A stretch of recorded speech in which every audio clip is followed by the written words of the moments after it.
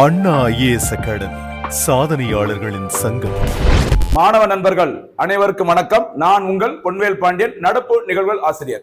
இன்றைய தினம் செப்டம்பர் 12ஆம் தேதிக்குரிய நடப்பு செய்திகளை டிஎன்பிஎஸ்சி புதிய பாடத்திட்டத்தின்படி பல்வேறு தலைப்புகளை நம்ம வழங்க போறோம். ஒவ்வொரு நாளும் இதே மாதிரி நம்ம செஞ்சிருக்கோம். சரி, நடப்பு செய்திகள் தொடர்புடைய அந்த சப்ஜெக்ட்ல என்ன இருக்கோ அது பிளஸ் ஸ்ட்ராட்டஜிக்கு எல்லாத்தையும் ஒரே பாயிண்ட்ல கொண்டு வந்து தினந்தோறும் உங்களுக்கு கொண்டு சேர்க்கிறோம். இது தவிர போனஸ் கேள்விகள், ஓகேவா, இது தவிர கடைசியாக சூப்பர் 6 கேள்விகள், இப்படி நிறைய விஷயங்கள். ரொம்ப முக்கியமானது திட்டங்கள். அந்த திட்டங்கள் தான் இப்போ ரீசெண்டா பாத்தீங்கன்னா போட்டித் தேர்வுல ஒரு டிசைடிங் ஃபேக்டர் இருக்கு. அந்த திட்டங்களையும் நம்ம டெய்லி தினந்தோறும் உங்களுக்கு சிறப்பான முறையில கொடுத்துட்டு இருக்கோம். அதனால வீடியோவை ஒரு நாள் கூட மிஸ் பண்ணாம மொத்தமா பாத்துக்கிட்டே வாங்க. கண்டிப்பா ஒரு டைம்ல நம்ம சூப்பரா ஒரு கவர்மெண்ட் ஜாபுக்கு போக முடியும். ஆரம்பிக்கலாமா?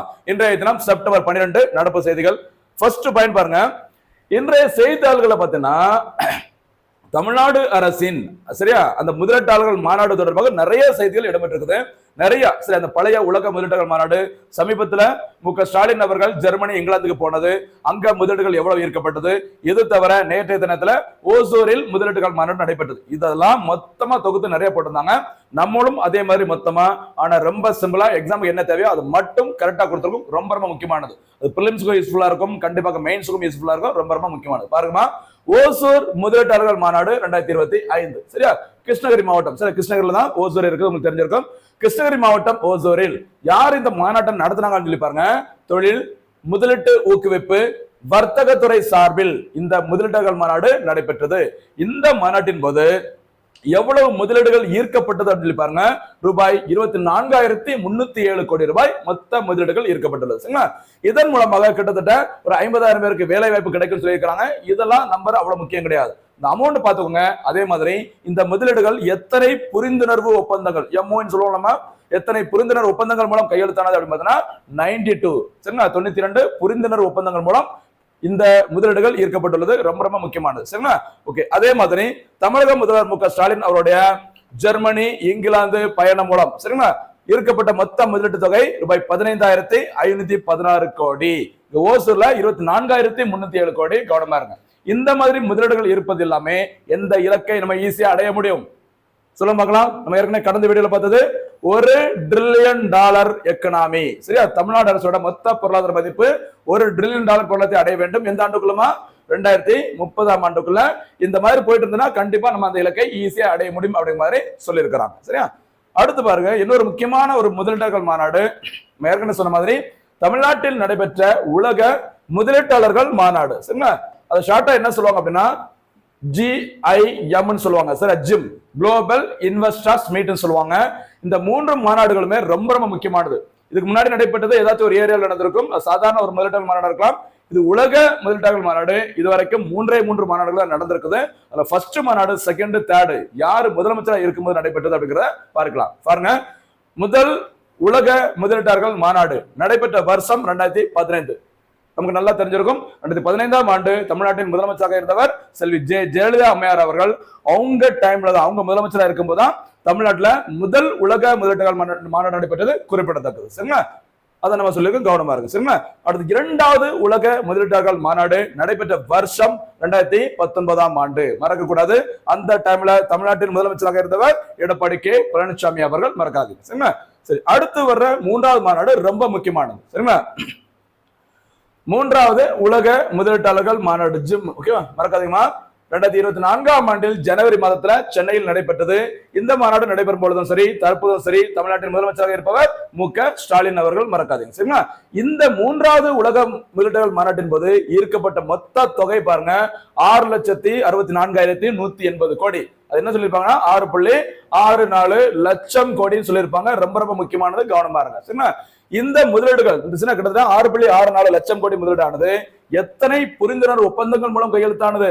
631. சில இந்த 631 அந்த MOU சில புரிந்துணர்வு ஒப்பந்தங்கள் கையெழுத்தாயிருந்ததுல ரொம்ப முக்கியமானது. நம்ம சமீபத்தில் வீடியோல பார்த்திருந்தோம், உங்களுக்கு கண்டிப்பா தெரிஞ்சிருக்கும். நம்ம தொடர்ந்து வீடியோ பாக்குறவங்களுக்கு சரியா.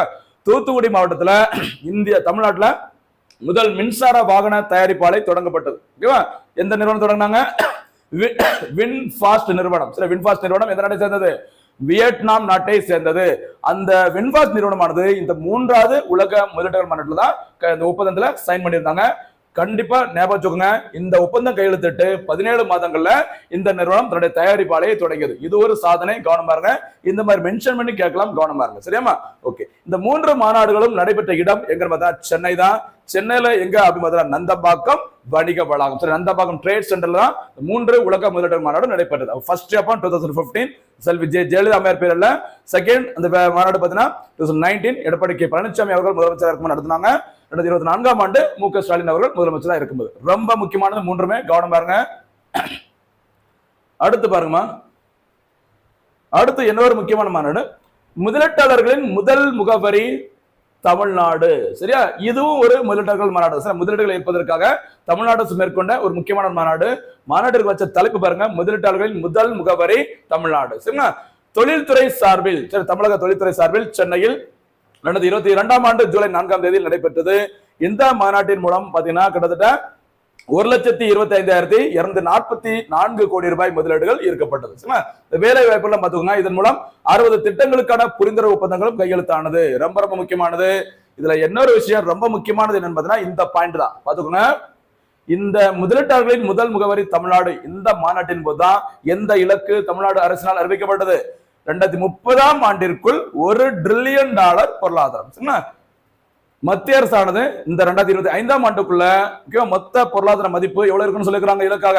$5 டிரில்லியன் பொருளாதாரம் சென்ட்ரல் கவர்மெண்டோடு இந்த வருஷத்துக்குள்ள 5 ஸ்கொயர் பண்ணி 25 ஞாபகம் வச்சுக்கோங்க. அதே மாதிரி தமிழ்நாடு அரசானது $1 டிரில்லியன் பொருளாதாரத்தை எந்த ஆண்டுக்குள்ள அடைய வேண்டும்? 2030ஆம் ஆண்டுக்குள்ள. இந்த முதலீட்டுகள் மாநாடு எல்லாமே இந்த இலக்கை நோக்கி ஈஸியா கொண்டு போய் சேர்க்கும் அப்படின்னு நம்ம நினைக்கலாம். சரிங்களா? ரொம்ப முக்கியமானதுமா, கவனமா இருங்க. அடுத்து ஒரு சில திட்டங்கள் ரொம்ப முக்கியமானது, ஒரு செட்டா கிடைச்சிருக்கு பாருங்க இந்த தினத்துல.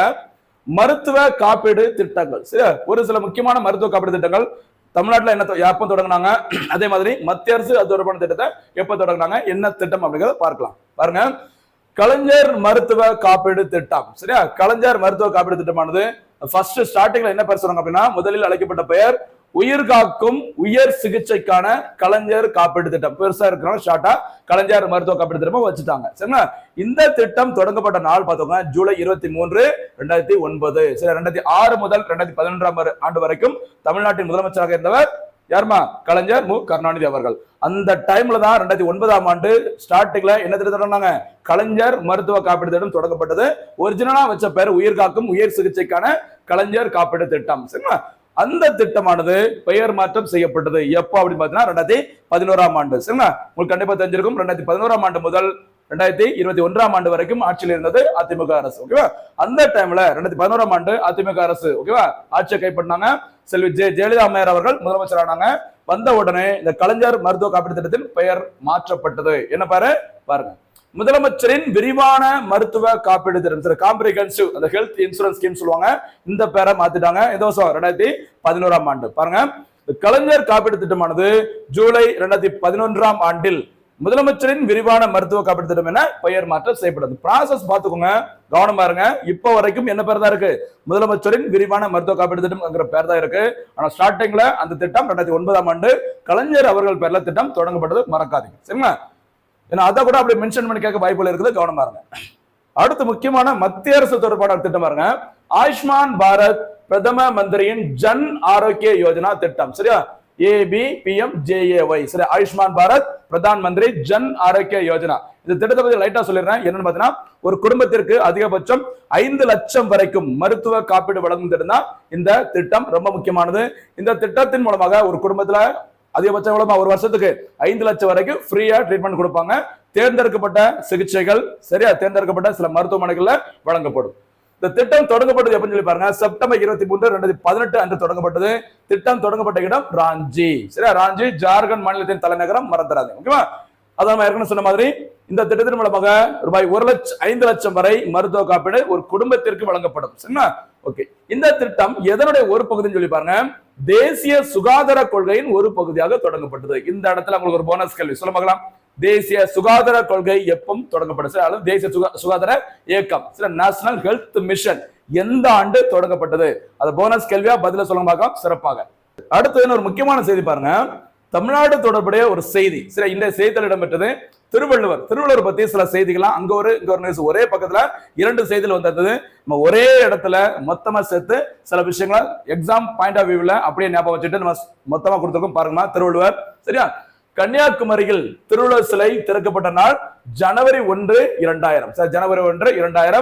அப்போது தமிழ்நாட்டின் முதலமைச்சராக இருந்த ஓகேவா கருணாநிதி அவர்கள் தான் கன்னியாகுமரியில திருவள்ளுவர் சிலையை திறந்து வச்சிருந்தாங்க. இந்த திருவள்ளுவர் சிலையின் தலைமை சிற்பி, சரியா, சீஃப் ஆர்கிடெக்ட், அவரோட பேர் பார்த்தீங்கன்னா கணபதி ஸ்தபதி. ஓகேவா, ரொம்ப முக்கியமானது, கவனமா இருங்க.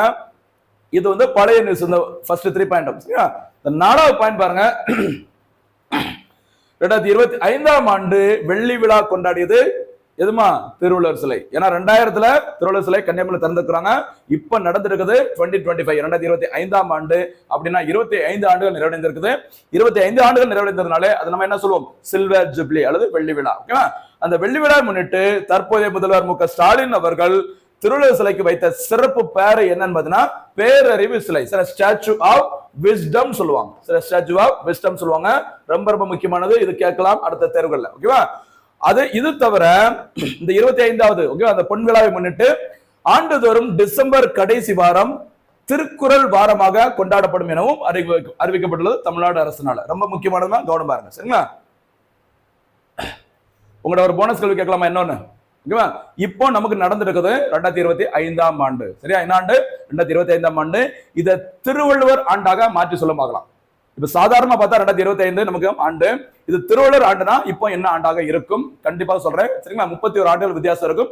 நான் சொல்லிட்டேன், நீங்க பதிலா கமெண்ட்ல சொல்ல பார்க்கலாம், போனஸ் கேள்வி. சரிங்களா, அதை நம்ம ஏற்கனவே சொன்ன மாதிரி குறள் வாரம், திருக்குறள் வாரம், குறள் வாரம் ஆண்டுதோறும் 133 நம்பர் பார்த்துக்கோங்க, 133 அதிகாரங்கள் இருக்குல்ல, அதன் அடிப்படையில் 133 உயர்கல்வி நிறுவனங்களில் திருக்குறள் தொடர்பான கலை, இலக்கிய, அறிவு சார்ந்த போட்டிகள் மற்றும் கருத்தரங்கள் நடத்தப்படும். எப்போ? டிசம்பர் மாதத்தின் கடைசி வாரத்துல. ஓகேவா, கவனமா இருங்க. அடுத்து திருவள்ளுவர் சிலை. சரிங்களா, முதல் முறையாக திருவள்ளுவர் சிலை முதல் விவேகானந்தர் பாறை வரை செல்வதற்காக வாங்கப்படும் புதிய பயணிகள் படகுகளுக்கு காமராஜர், மார்ஷல் நேசமணி மற்றும் ஜி போப் ஆகியோரின் பெயர்கள் சூட்டப்படும் சொல்லிக்கிறாங்க. சரிங்களா, நம்ம ஏற்கனவே கடந்த வீடியோல பார்த்திருந்தோம். திருவள்ளுவர் பாறை அந்த நினைவு மண்டபம் 1972ஆம் ஆண்டு திறக்கப்பட்டது. சரிங்களா, திருவள்ளுவர் சிலை திறக்கப்பட்டது 2000 ஜனவரி 1ஆம் தேதி. ஓகேவா, அந்த திருவள்ளுவர் சிலையும் விவேகானந்தர் பாறையும் இணைக்கிற மாதிரி புதிதாக 3 பயணிகள் படகுகள் இந்த போட்டு வாங்க போற சொல்லிருக்காங்க. அந்த 3 படகுகளுக்கும் யார் பேர் வைக்க போறாங்க? பெருந்தலைவர் காமராஜர், சரி, கன்னியாகுமரியில ரொம்ப புகழ்பெற்ற மார்ஷல் நேசமணி அவர்கள், அடுத்து திருக்குறள் ரொம்ப தொடர்புடைய முக்கியமான தொடர்புடைய ஜி போப் அவர்கள். இந்த 3 பேரோட பெயர்கள் தான் அந்த போட்டுக்கு வைக்க போற சொல்லிருக்காங்க தமிழ்நாடு அரசு. ஓகேவா, அடுத்து திருக்குறள் தொடர்பான இன்னொரு முக்கியமான செய்தி பாருங்க. திருக்குறள் முற்றோதல் திட்டம் அல்லது குறள் முற்றோதல் திட்டம் சொல்லுவாங்க. சரியா, அதாவது மொத்தம் 133 அதிகாரங்கள், 1330 திருக்குறள். 1330 திருக்குறளும் யாரு மனப்பாடம் பண்ணி அப்படியே ஒப்புவிக்கிறாங்களோ அவங்களுக்கு அரசின் சார்பில் ரூபாய் 15,000 பரிசொகை வழங்கப்படும் சொல்லியிருக்காங்க. அந்த திட்டத்தோட பேர் தான் திருக்குறள் முற்றோதல் திட்டம். சரிங்களா, 2021ஆம் ஆண்டு முதல் இந்த திட்டம் தொடங்கப்பட்டு செயல்படுத்தப்பட்டு வருகிறது. அதை நம்ம ஏற்கனவே சொன்ன மாதிரி 1330 திருக்குறளையும் மனப்பாடம் செய்து ஒப்புவித்தால் தமிழக அரசின் சார்பில் எவ்வளவு ரூபா? ரூபாய் 15,000 பரிசொகை வழங்கப்படும். சரியா, 1330 திருக்குறள் மனப்பாடம் சொன்னா இந்த அமௌண்ட் கிடைக்கும். தமிழ்நாடு கவர்மெண்ட் கொடுத்து அதை நம்மள கௌரவப்படுத்துவாங்க. சரியா, எல்லாம் ரெடியா இருக்கீங்களா? ரெடியா இருந்தீங்கன்னா கமெண்ட்ஸ்ல பதில் சொல்லுங்க, அதற்கான ஏற்பாடை நம்ம செய்வோம். ஓகேவா, அண்ணா ஏசகரின் சார்பாக. அடுத்து போலாமா? அடுத்து ஒரு முக்கியமான ஒரு சர்வதேச செய்தி. இது இந்தியன் ஜியோகிராபில கூட கேட்கலாம். சரிங்களா, அல்லது வேர்ல்டு ஜியோகிராபில கேட்கலாம். ரொம்ப முக்கியமானது பாருங்க. சரியா, சாக்கோஸ் தீவு ஒப்பந்தம். சரிங்களா, அதாவது மொரிஷியஸ் நாட்டின் அதிபர் சமீபத்தில் பார்த்தீங்கன்னா இந்தியாவிற்கு வந்திருக்காங்க. சரி, நவீன் ராம்கோல்வன் சொல்லுவாங்க. இந்தியாவிற்கு வருகை புரிந்திருக்கிறாங்க. அந்த டைம்ல ஒரு முக்கியமான ஒரு ஒப்பந்தம் செய்தித்தாளில் இடம்பெற்றது. சரிங்களா, பாருங்க. இங்கிலாந்து மற்றும் மொரிஷியஸ். சரியா, மொரிஷியஸ்ங்கிறது இந்தியாவிற்கும் முக்கியமா தமிழ்நாட்டிற்கும் வணிக ரீதியாக ரொம்ப தொடர்புடைய ஒரு முக்கியமான ஒரு நாடு மொரிஷியஸ். அந்த மொரிஷியஸ் நாட்டிற்கும் இங்கிலாந்து நாட்டிற்கும் இடையே ஒரு ஒப்பந்தம் கையெழுத்தானது. அந்த ஒப்பந்தத்தின் பேர் தான் என்னதுமா? சாக்கோஸ் தீவு ஒப்பந்தம். சாக்கோஸ் தீவு என்பது இங்கிலாந்து நாட்டுக்கிட்ட தான் இருந்தது. அந்த தீவை மறுபடியும் மொரிஷியஸ் நாட்டிடமே நாங்க ஒப்படைக்கலாம் சொல்லிட்டு இந்த ஒப்பந்தம் கையெழுத்தானது. பாருங்க, இந்த சாக்கோஸ் தீவை மொரிஷியஸ் நாட்டிடம் மீண்டும் ஒப்படைக்கும் இந்த ஒப்பந்தமானது மார்ச் 2024ஆம் ஆண்டில் அறிவிக்கப்பட்டு மே 2025இல் கையெழுத்தானது.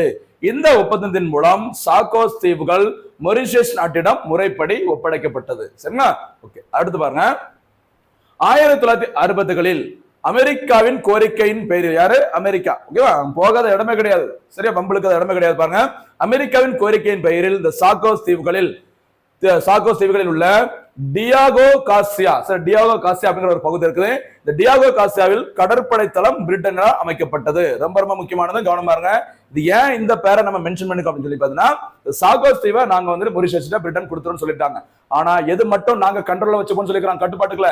இந்த டியாகோ காசியா மட்டும் நாங்க கட்டுப்பாட்டுக்குள்ள வச்சுப்போம். காரணம், அமெரிக்கா மற்றும் பிரிட்டனோட முக்கியமான அந்த கடற்படை தளம் இந்த பகுதியில் அமைக்கப்பட்டுள்ளது. அதனால அதை மட்டும் நாங்க கண்ட்ரோல்ல வச்சுப்போம் சொல்லிட்டு பிரிட்டன் அரசு மொரிஷியஸ் சொல்லிக்கிறாங்க. சரிங்களா?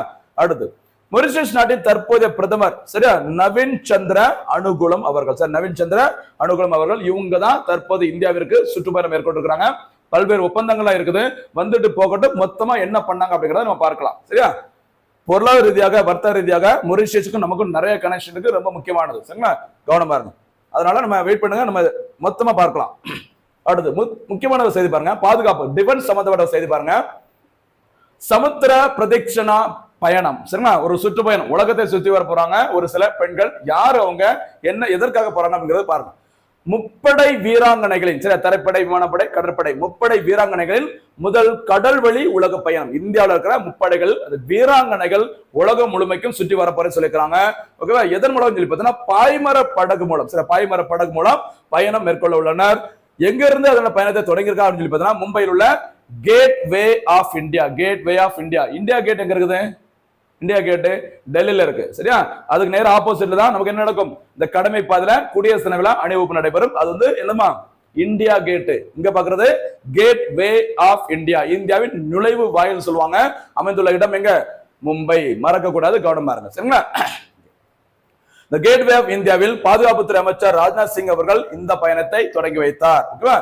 இந்த பயணத்தில் மொத்தம் 10 பெண்கள், முப்படைகள் வீராங்கனை மொத்தம் 10 பெண்கள் 9 மாதங்களில் கிட்டத்தட்ட 26,000 நாட்டிங்கள் கடல் மைல். சரி, நம்ம கிலோமீட்டர் மைல்லாம் சொல்லுவோம்ல, இங்க நம்ம கடல் அந்த தொலைவை எப்படி சொல்லுவோம், நாட்டிங்கள் மைல் அளவிற்கு பயணம் மேற்கொள்ள போறேன்னு சொல்லியிருக்காங்க. கவனமா இருங்க. சரிங்களா?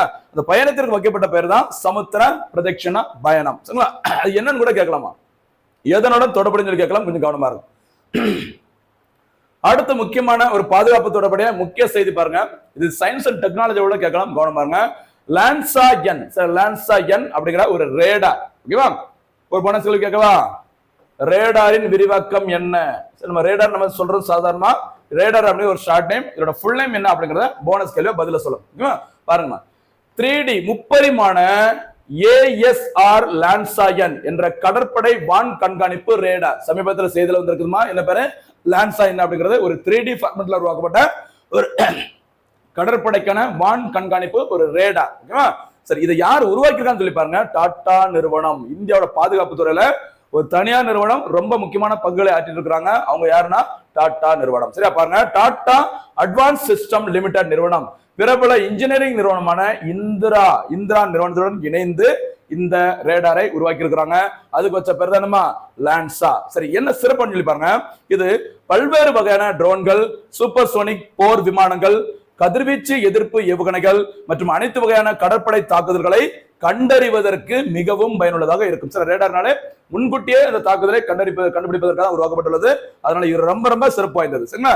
இந்திய கடற்படைக்காக கூடுதல் சிறப்பு பாருங்க. இந்திய கடற்படைக்காக முப்பரிமாண, சரியா, முப்பரிமாண இருக்குமா 3D முப்பரிமாண வான் கண்காணிப்பு ரேடாரை உருவாக்கியுள்ள முதல் தனியார் நிறுவனம் டாடா ஆகும். ரொம்ப ரொம்ப முக்கியமானது, கவனமா இருங்க. சரியாமா? அடுத்து ஒரு முக்கியமான ஒரு விளையாட்டு செய்தி, ஒரு தொகுப்பு போர்கள். சரியா? முக்கிய விளையாட்டு கோப்பைகள். சரிங்களா? முக்கியமான அந்த ஸ்போர்ட்ஸ்ல சம்பந்தப்பட்ட சில அந்த சாம்பியன்ஸ் டிராஃபி அல்லது கப் நினைச்சுக்கலாம் மற்றும் தொடர்கள். ஓகேவா? இன்றைய தினத்துல டேவிஸ் கோப்பை டென்னிஸ் போட்டி இன்றைய தினத்துல தொடங்குகிறது. ஓகேவா? அதனால எனக்கு ஒரு ஐடியா கிடைச்சது. அப்ப ஸ்போர்ட்ஸ்ல சில நேரம் என்ன கேட்பாங்க அப்படின்னா, ஒரு டிராஃபி ஒரு கோப்பையை கொடுத்துட்டு இது எந்த விளையாட்டுடன் தொடர்புடைய சொல்லி கேட்பாங்க. அதனால மொத்தமா நம்ம கொடுத்துருக்கோம் பாருங்க. ஃபர்ஸ்ட் டேவிஸ் கோப்பை, இன்றைய செய்தியில் இடம்பெற்ற டேவிஸ் கோப்பை டென்னிஸ் போட்டியுடன் தொடர்புடையது. ரொம்ப ரொம்ப முக்கியமானதா என்ன, இந்த டென்னிஸ் போட்டியின் உலக கோப்பைன்னு கூட இதை பழைய பேர்ல முன்னாடி சொல்லுவாங்க. டேவிஸ் கோப்பை டென்னிஸ் போட்டியுடன் தொடர்புடையது. ஓகேவா? இது தவிர ரொம்ப முக்கியமானது கிராண்ட் ஸ்லாம் அந்தஸ்து பெற்ற டென்னிஸ் போட்டி தொடர்கள் மொத்தம் எத்தனை? 4. சரியா? Australian open, French open, Wimbledon மற்றும் US ஓபன் மறக்க கூடாது. சரியாமா? அடுத்து ரஞ்சு கோப்பை. சரியா? ரஞ்சு கோப்பை அப்படிங்கிறது இந்தியாவில் விளையாடுற ரொம்ப முக்கியமான இந்த டொமஸ்டிக் டோர்னமெண்ட், சரியா, உள்நாட்டு ஒரு கிரிக்கெட் தொடர் தான் இந்த ரஞ்சு கோப்பை. மாநிலங்களுக்கு இடையே நடைபெறும் முக்கியமான உள்நாட்டு கிரிக்கெட் தொடர், சரி, ரஞ்சு கோப்பை. இந்த ரஞ்சு கோப்பை அதிக முறை வென்ற அணி எது அப்படின்னு கேட்டாங்கன்னா ஆப்ஷன் ஏல மகாராஷ்டிரா இருக்கும், போட்டுறாதீங்க, மும்பை அணி. மகாராஷ்டிரா தனி அணி, மும்பை தனி அணி. கவனமா இருங்க, யார் அதிக முறை சாம்பியன்? மும்பை அணி, மறக்காதீங்க, சரிங்களா? அடுத்து துலீப் டிராபி. துலீப் டிராபி அப்படிங்கிறதும் கிரிக்கெட்டுடன் தொடர்புடைய முக்கியமான விளையாட்டு. ஸ்மார்ட் அப்படின்னா சையது முஸ்டாக் அலி டிராபின்னு சொல்லுவாங்க. சையது முஸ்டாக் அலி டிராபி 2020 ஃபார்மட்ல இந்த கிரிக்கெட் போட்டி நடத்தப்படும். இதுவும் கிரிக்கெட்டுடன் தொடர்புடையது, சரிங்களா? அடுத்து கால்பந்துடன் தொடர்புடைய முக்கியமான 2 டோர்னமெண்ட் பாருங்க.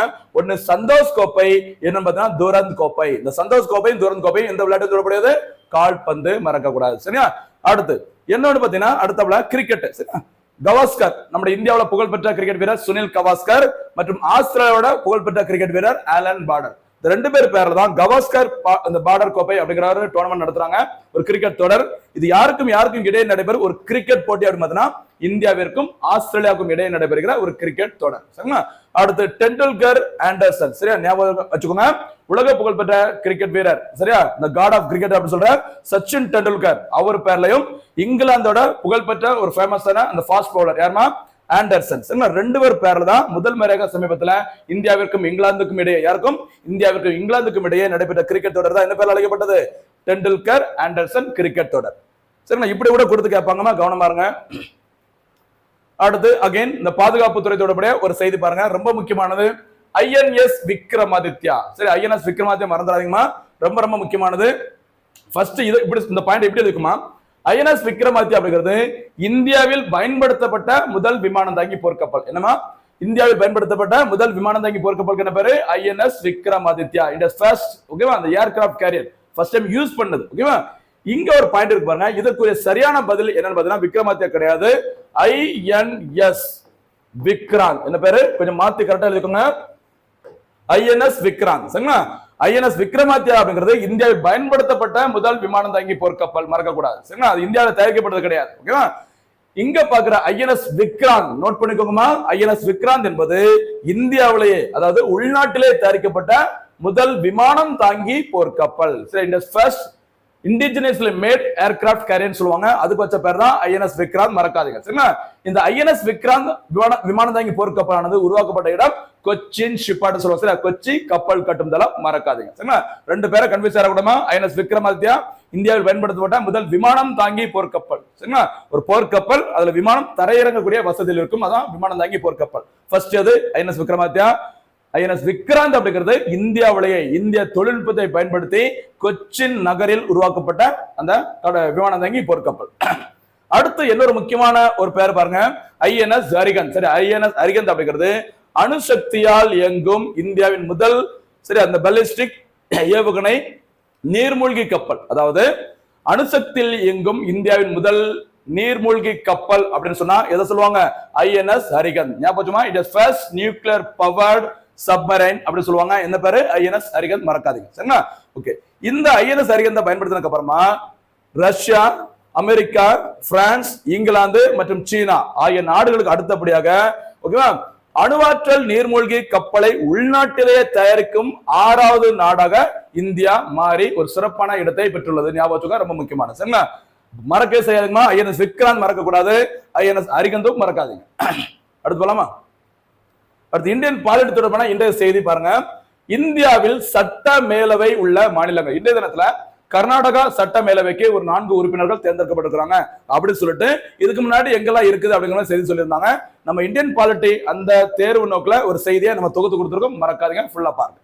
இந்தியாவில் சட்ட மேலவை, சரிங்களா? நம்ம சட்ட பேரவை, நம்ம கீழவைன்னு சொல்லுவாங்க, கீழவை மேலவைன்னு இருக்கும். அதுல சட்ட மேலவை உள்ள மாநிலங்கள் தற்போது எதெல்லாம் சொல்லி பாருங்கம்மா. பாருங்க, அதுக்கு முன்னாடி சட்ட மேலவை என்பது மாநிலத்தின் சட்டமன்றத்தின் மேல் சபை ஆகும், சரிங்களா? ஓகே, இந்திய அரசியலமைப்பின் பிரிவு 169, சரி, 169 இந்திய அரசியலமைப்பின் ஆர்டிகல் 169 கீழ் ஒரு சட்டமன்றம் இயற்றப்பட்டால் மட்டுமே இது உருவாக்கப்படும் அல்லது கலைக்கப்படும். சரி, ஆர்டிகல் 169 எதனுடன் தொடர்புடைய சொல்லி கேட்கலாம், கவனமா இருங்க, சரிங்களா? தற்போது இந்தியாவில் 6 மாநிலங்களில் மட்டுமே சட்ட மேலவை உள்ளது, சரிங்களா? எந்தெந்த மாநிலங்கள இந்த சட்ட மேலவை இருக்கு அப்படின்னு சொல்லி பாருங்க. உத்தரப்பிரதேசம், ஓகேவா? Number 2 Bihar, number 3 Maharashtra, number 4 Karnataka, number 5 Telangana, Andhra பிரதேசம். கிட்டத்தட்ட தென்னிந்திய மாநிலங்கள்ல தமிழ்நாட்டை தவிர, தமிழ்நாடு கேரளாவை தவிர இந்த 3 மாநிலங்களும் எதற்குமா சட்ட மேலவை உள்ளது. ரொம்ப ரொம்ப முக்கியமானது. சரிங்களா? அப்ப தமிழ்நாட்டுல என்ன ஆச்சு அப்படின்னு சொல்லி பாருங்க. தமிழ்நாடு சட்டமன்ற மேலவை பாருங்கம்மா 1050 முதல் 1086 வரைக்கும் சரியா தமிழ்நாட்டில் சட்டமன்ற மேலவை இருந்தது. ஓகேவா? 1086ஆம் ஆண்டில் சட்ட மேலவை கலைக்கப்பட்டது. அந்த சட்ட மேலவை கலைக்கப்படும் போது தமிழ்நாட்டில் முதலமைச்சராக இருந்தவர் எம்.ஜி. ராமச்சந்திரன் அவர்கள், மறக்காதீங்க. சரிங்களா? அதுக்கப்புறமா பாத்தீங்கன்னா இந்த அவையானது இந்த சட்ட மேலவை மீண்டும் உருவாக்குவதற்கு 2010ஆம் ஆண்டில் மீண்டும் உருவாக்க தீர்மானம், ஒரு ரிசர்வேஷன் தான் கொண்டு வந்தாங்க. ஆனா அதுக்கப்புறம் எந்த ஒரு ப்ராசஸும் போகல. சரிங்களா? இது ரொம்ப முக்கியமானமா. இந்தியன் பாலிட்டி 6 மாநிலங்கள் தான் சட்ட மேலவை இருக்குது, தமிழ்நாட்டில் கிடையாது. சட்ட மேலவை தமிழ்நாட்டில் கலைக்கப்பட்ட ஆண்டு 1986ஆம் ஆண்டு, மறக்காதீங்க. அடுத்து முக்கியமானது இன்னொரு செய்தி பாருங்க. அறிவியல் தொழில்நுட்பம் தொடர்பான ஒரு செய்தி, ஒரு ஸ்கீம் ஒன்னு பாருங்க. Fast track immigration. சரி, ஃபர்ஸ்ட் இங்கிலீஷ்ல பார்த்தோம், அதான் கொஞ்சம் ஈஸியா இருக்கும், தமிழ்ல வேண்டாம். Fast track immigration trusted travellers programme. சரியா? ஷார்ட்டா FDI DDP ன்னு சொல்றாங்க. இது எதுக்கு அப்படின்னு சொல்லி பாருங்க. இந்தியர்கள் மற்றும் வெளிநாட்டு வாழ் இந்தியர்கள் குடியேற்றத்திற்கான கவுண்டரில், சரி, அந்த வெயிட் பண்ற அந்த கவுண்டரில் காத்திருக்காமல் நுழைவு வாயில் வழியாக விரைவில் ஒப்புதல் பெற்று வர முடியும் சொல்லியிருக்காங்க. சரி, ரொம்ப ரொம்ப முக்கியமானதா. கவுண்டர்ல வெயிட் பண்ணி நீங்க நிக்க வேண்டியதில்லை, ஆன்லைன் மூலமா அப்ளை பண்ணி கூட நீங்க ஈஸியா வந்து டைம் வந்து மிச்சம் பண்ணிக்கலாம் அப்படின்னு சொல்லியிருக்காங்க. சரிங்களா? இந்த திட்டத்தில், இந்த FDI DDP திட்டத்தில் ஒரு முறை விண்ணப்பித்தால் 5 ஆண்டுகள் அல்லது பாஸ்போர்ட் காலாவதி ஆகும் காலம் வரை, சரிங்களா, இதுல எது ஃபர்ஸ்ட் வருதோ அது வரைக்கும் இந்த விண்ணப்பம் உங்களுக்கு செல்லுபடியாகும் அப்படின்னு சொல்லியிருக்காங்க. சரியா? ரொம்ப ரொம்ப முக்கியமானதா, கவனமா இருங்க. இந்த வசதியானது, சரியா, இந்த வசதியானது முதல் முறையாக அறிமுகப்படுத்தப்பட்ட இடம் டெல்லி. சரி, டெல்லியில இருக்க இன்டர்நேஷனல் ஏர்போர்ட்டுக்கு யார் பேரு? இந்திரா காந்தி. இந்திரா காந்தி சர்வதேச விமான நிலையத்தில் கடந்த 2024ஆம் ஆண்டில் அறிமுகப்படுத்தப்பட்டது. சரிங்களா? ரொம்ப முக்கியமானதா, கவனமா இருங்க. இந்த வசதி பெரிய ஒரு வெப்சைட் அட்ரஸ் கூட கொடுத்திருக்காங்க, கொஞ்சம் பாத்துக்கோங்கம்மா. சரிங்களா? இரண்டாவது கட்டமாக, ஃபர்ஸ்ட் டெல்லி, அடுத்து இரண்டாவது கட்டமாக இந்த FDI DDP திட்டமானது கடந்த ஆண்டு 2024ஆம் ஆண்டு எங்கெல்லாம் தொடங்கலாம் சொல்லி பாருங்க. மும்பை மற்றும் சென்னை. சரி, சென்னையில் அறிமுகப்படுத்தப்பட்டது 2024ஆம் ஆண்டு. சரியா? இது தவிர முக்கிய நகரங்களான கொல்கத்தா, பெங்களூரு, ஹைதராபாத், சரியா, கொச்சி மற்றும் அகமதாபாத்தில் அறிமுகப்படுத்தப்பட்டது. இன்றைய தினத்துல செய்தித்தாள் இடம்பெறதுக்கு காரணம் இந்த திட்டம். என்னன்னு சொல்லி பாருங்க. என்ன திட்டம்? FDI DDP திட்டம். சரிங்களா? இன்றைய தினத்துல வர்றதுக்கு காரணம், 3வது கட்டமாக இந்த FDI DDP திட்டத்தினை லக்னோ, திருவனந்தபுரம், எந்த ஒரு திருச்சி, சென்னைக்கு அடுத்து இந்த திட்டம் தமிழ்நாட்டில் அறிமுகப்படுத்தப்பட்ட இடம் திருச்சி. சரி, திருச்சி, கேரளாவின் கோழிக்கோடு மற்றும் அமிர்தசரஸ் ஆகிய விமான நிலையங்களில் மத்திய உள்துறை அமைச்சர் அமித்ஷா அவர்கள் இந்த திட்டத்தை தொடங்கி வச்சிருக்கிறாங்க. ரொம்ப ரொம்ப முக்கியமானமா, கவுண்டர்ல வெயிட் பண்ணி நீங்க வந்துட்டு ரொம்ப கஷ்டப்பட வேண்டாம் அப்படிங்கறதுக்காக இந்த திட்டம் தொடங்கி இருக்கிறாங்க. சரிங்களா? இன்னொரு திட்டம், ஒரு போனஸ் கேள்வி, டிஜி யாத்ரா திட்டம் என்றால் என்ன? சரியா? டிஜி யாத்ரா திட்டம் இந்த ஏர்போர்ட் சம்பந்தப்பட்ட ஒரு முக்கியமான திட்டம். எதற்காக அந்த திட்டம் தொடங்கப்பட்டது அப்படிங்கறத முடிஞ்சா போனஸ் கேள்வியா பதில சொல்லுங்க. சரிங்களா? அடுத்ததாக இன்றைய தினத்திற்கான சூப்பர் 6 கேள்விகள். ஃபர்ஸ்ட் பாருங்க, சூப்பர் 6 கேள்வி. ஃபர்ஸ்ட் கேள்வி, முதலமைச்சர் மு.க. ஸ்டாலின் அவருடைய ஜெர்மனி, இங்கிலாந்து பயணத்தின் போது எத்தனை கோடி முதலீடுகள் ஈர்க்கப்பட்டது? சரிங்களா? நம்பர் 1 சூப்பர் 6 கேள்வி. நம்பர் 2, தமிழ்நாட்டில் முதல் 3 உலக முதலீட்டாளர் மாநாடு எப்போது நடைபெற்றது? முடிஞ்சா அந்த டைம்ல மாநாடு நடைபெறும் பொழுது யாரு தமிழ்நாட்டின் முதலமைச்சர்கள், அதே மென்ஷன் பண்ண சிறப்பா இருக்கும். அடுத்து, உள்நாட்டிலே உருவாக்கப்பட்ட முதல் விமானம் தாங்கி போர்க்கப்பலின் பெயர் என்ன? இப்ப வேற குழு சொல்லிடுறேன், INS விக்ரமாதித்யா கிடையாது, வேற ஒரு பேர். அடுத்து, தமிழ்நாட்டில் சட்ட மேலவை எப்போது கலைக்கப்பட்டது? யாரு அப்ப முதலமைச்சர் அப்படிங்கறது சொல்லுங்க, சூப்பரா இருக்கும். 5வது கேள்வி, பேரறிவு சிலை என்பது எந்த சிலைக்கு வைக்கப்பட்ட ஒரு சிறப்பு பெயராகும்? 6வது கேள்வி, டேவிஸ் கோப்பை என்பது எந்த விளையாட்டுடன் தொடர்புடையது? இப்படி எல்லா கேள்விகளும் சிறப்பான முறையில் பதில் சொல்லுங்க. நடுவில் கேட்கிற அந்த போனஸ் கேள்விகளுக்கு கண்டிப்பாக பதில் சொல்லுங்க. மொத்த வீடியோ பார்த்துட்டு மீண்டும் சந்திக்கலாம். நன்றி, வணக்கம்.